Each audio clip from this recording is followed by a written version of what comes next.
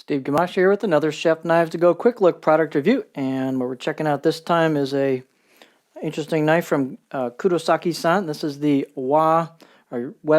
Japanese handled R2 Gyuto 240mm knife, and the core steel is R2, also known as SG2 powdered metallurgy stainless steel. The stainless steel is really nice. It sharpens reasonably well, but it has really nice edge retention. So it's got high edge retention. Combined with reasonable sharpening properties. It takes more work, of course, than like a Tachi carbon steel, but it's a really nice steel. The heat treat's about 62 to 63 Rockwell on that core steel, and the construction is a 3-layer sandwich, and they've got a softer stainless cladding on either side of that core steel, and they've got a really cool, interesting pattern that he puts on these. Stamps in the hammers into the flat on the blade, and we'll take a close-up look at that. The weight on the knife is about 6.5 ounces or 184 grams, so it's pretty light considering the weight of the size of the blade. Edge length, these are going to vary a little bit from knife to knife, but it's about 242 or 9.5 inches on the edge. Overall length about 16 inches approximately, and this will vary too, but this particular one coming out of the handle and then moving it in above the back of the blade or the chin, it's about 3 millimeters, and then it thins down a little bit off that, and then carries 2-ish or so, maybe 2.5, and then doesn't have a ton of distal taper, but gets really thin right at the very, very tip with a really nice grind, and the tip performs very, very well on this. The blade height is 50.5 on this particular example, so it's got a nice tall profile, and the handle is their standard. These are cool handles. They're well done. It's an octagonal ambidextrous rosewood handle with a black packerwood ferrule. Nice install. Looks pretty clean on the install, tight.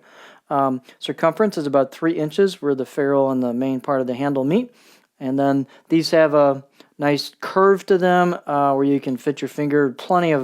Lots of room there for a pinch grip, so these are kind of tailor-made for a pinch grip style.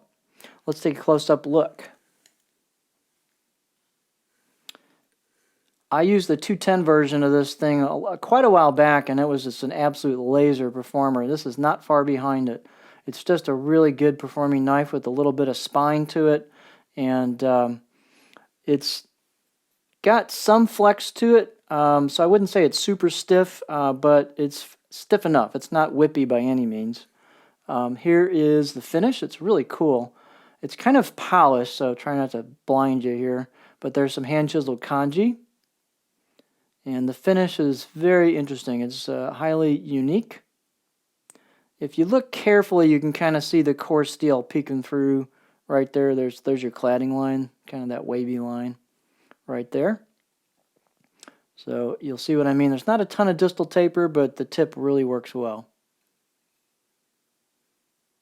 So this is definitely not a full-on laser, but it's got laser-ish performance.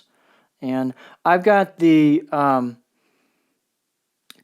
Megumi VG10 version of this knife, and even after I thinned it to fix some edge damage, this still performs better. I had the two side by side, and this is an overall just a little bit thinner blade at the spine and thinner everywhere, and it definitely outperforms it. Not by a ton, but enough to make a difference. So I am giving serious thought to this one staying here in the knife drawer at Chez Gamache. We'll see. The handles are great on these. They look cool. Nice wood, nice fit and finish on them. Just, ready to go right out of the box. Out of the box edge on this was really pretty good, about a 6 out of 10. The steel sharpens reasonably well with decent stones, and it'll hold an edge a long time. So there's a lot to like about this line of knives. So if you're looking for something full stainless with a lot of edge retention, here's your balance point. So for me, just ever so slightly forward of a pinch grip, but you still get a nice neutral feel to it. And you've got a little bit of weight, but not a lot. So it's just enough heft to give you a little bit, I guess, of confidence in cutting, but it's not heavy by any means. It's pretty nimble. So here's your profile. You can tell I like this knife. This particular one is much flatter on the heel than the other Kurosakis I've seen, including my Megumi BG10. It's got a pretty flat heel section. It's strikingly flat compared to the other one, so it's a little bit of an adjustment for me having used the other knife, which is more of a gentle curve. So this has some belly towards the tip. I can get about that high with this particular one. This will vary from knife to knife a little bit, but then it drops into a pretty good stop at the heel. So it's a stop. It's not just a roll into it and kind of it's a hit into the heel. So you've got a pretty good chunk of there that's flat. I don't know if the other ones in the batch are like this, or if that's a change in his style, or if this particular person who ground the knife just did it that way. I'm not sure of that, to be honest with you. You could query mark if you're interested in one of these and see if you want a flatter heel, if some other ones have that or not. But it's a nicely done profile. Again, it's just much flatter at the heel, which some people are going to be ecstatic about.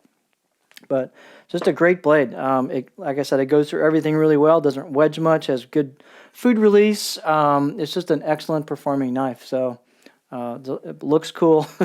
Not a lot else to say about it. It's really an awesome Gyuto. So very impressed with it. So there you have an all stainless option. Good in a high production environment. You got a lot of prep to bang out, or something cool for home use. Cool knife. The Kurosaki or Japanese handled R2 Gyuto 240mm knife.